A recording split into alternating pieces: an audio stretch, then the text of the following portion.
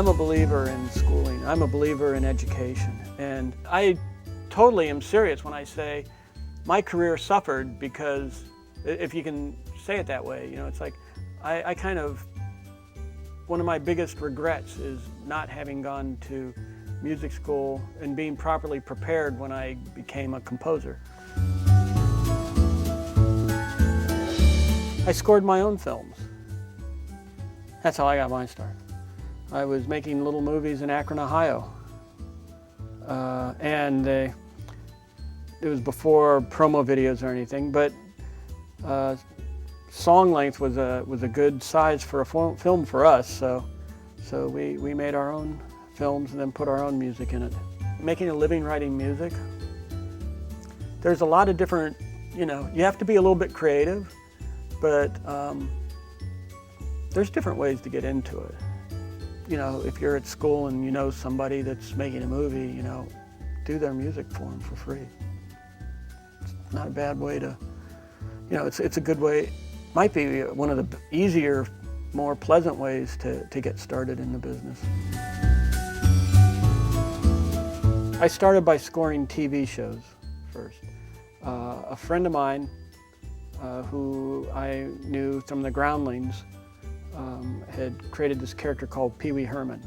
And he'd asked me to score his live theater show, and I was always traveling with DEVO and didn't get a chance to work with him. And he asked me to score his film, and I didn't get a chance to work with him because I was touring with DEVO. And then he said, "Will you score my TV show?" And by that point, DEVO had signed this horrible contract where I think the record company was called the Titanic, and us and about 30 other bands all just kind of were like slowly riding it down together, huddled like rats on the end of the bow, watching the owner of the company with a big bag of money, like just rowing away from the Titanic by himself. And I said, "Sure, Paul, I'd love to score your TV show." When I first started the show, I was a little nervous because I didn't really go to school to be a composer. Then I just learned a lot of lessons on the job that it took me about 10 years to learn what I could have learned in a couple years of school. I made quite a few errors. In fact, I didn't learn until the end of the first season about something called time code, which would have been very valuable because I spent the whole first year at Pee Wee's Playhouse, 13 episodes. I would turn on the show, and then I'd go to my multi-track tape recorder and turn it on, and then as soon as the scene started, I'd start playing what I had to play. And then the fun part was then trying to put tracks on top of that track.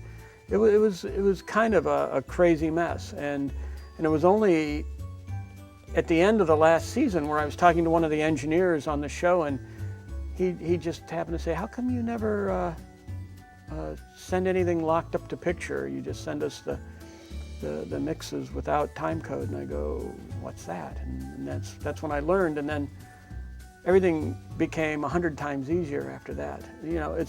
There were so many little things that, matter of fact, scoring films, I was afraid to score a film because I wasn't confident about orchestrating, and so I for a long time avoided scoring films and just did TV because I felt really safe there.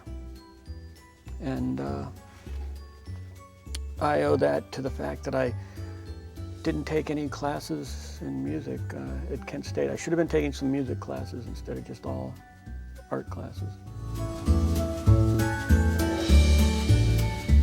Working with Wes Anderson, I've done 4 films with him, and every one of them the process has been slightly different, and a lot of that has to do with his becoming more sophisticated at the art of filmmaking and also at working with music. He's learned about scoring films along the way too. And I remember on the first film, Bottle Rocket,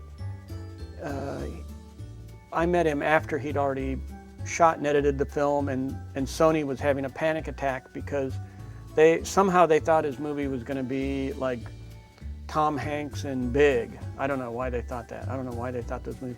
They thought it was going to be a totally different kind of movie, and they didn't know where to find a composer that they could work with. And Wes just mentioned that he liked me, and so we met, and I saw the movie, and I thought the movie was great, and so we got to work. But I remember he wouldn't let me use bass instruments in the first movie.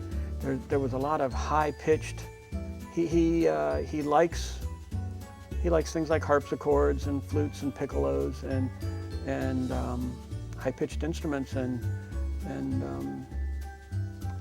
I didn't even get to use a trombone until Royal Tannenbaums. I put a couple things in a MIDI mock-up for him for Gene Hackman reactions, and I remember him going, "What was that?" And I go, "A trombone," and he goes, So we ended up, so that was the first movie I got to use brass section on. To me, I see them as coming from the same place, because when I was growing up and becoming an artist, when I was just forming my ideas of what I wanted to do for the rest of my life, I was looking to people like Andy Warhol for inspiration. I was thinking, it's so great. He's not trapped by any one technology or any one kind of medium. He works with ideas, and he works with concepts, and he's got he designs fashion, and he throws great parties, and he produces Velvet Underground, and he does album covers, and he paints, and he takes photographs, and I like that kind of a career. That sounds like so much more fun. And so when we first started DEVO, I don't think we were thinking of ourselves as a performance band, really. In a way, we were kind of like some sort of an agitprop, thinking man's version of what, like a dummied down version could either have been KISS for a live band, or it could have been Blue Man Group, is more like what we were thinking of ourselves. We thought we weren't going to really go out on stage. We were just going to write this stuff, and we were going to put out 3 or 4 bands called DEVO, because they'd do this performance where we'd design these films, and we'd design this stage show, and we'd write this music, and we'd just have like good-looking young kids go out and do it, and we didn't have to do it. We could stay back home and just do our artwork and make our posters and come up with the next tour, whatever it was going to be. And that's what we really thought we were doing. But anyhow, so I still think my visual art and my sonic art come from the same place because of that. Because in a way, I think everything I do is kind of a permutation of DEVO. That's kind of an honor. That's a definite honor. Who do I get to thank for that? I think the online scholarship is both. I feel honored that I got chosen for my name to be on one. I hope that whoever is awarded this scholarship, I hope they feel as lucky as I feel to be part of it. Just getting to have an education in the world of music is such a great thing. There weren't really any opportunities like that when I was a kid. Like, I wish I would have had more confidence and ammunition when I first started in this business. And I think an education is really the best way to get that confidence.